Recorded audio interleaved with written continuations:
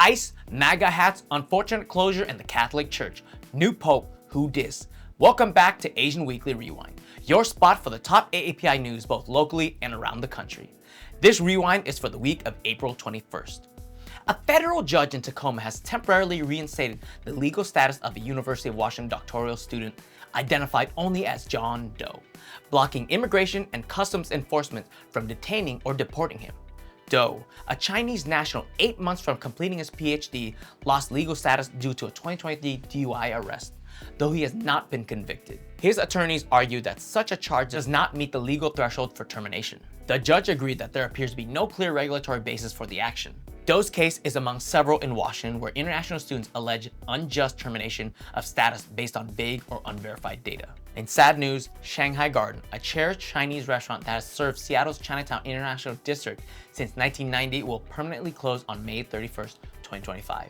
In a heartfelt message, the Su family thanked the community for decades of support and reflected on the legacy of the family-run business. Ongoing challenges such as the long-term effects of the COVID-19 pandemic, rising ingredient costs, and increased wages ultimately made continuing operations unsustainable.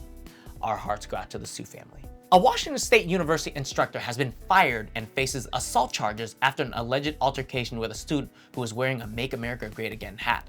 The incident appeared when Patrick Mahoney, a political science instructor, reportedly confronted Jay Sani, a student just off campus.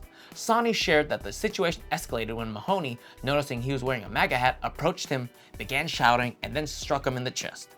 Yikes. Wazoo confirmed that Mahoney is no longer employed by the university. Mahoney hasn't publicly commented on the charges.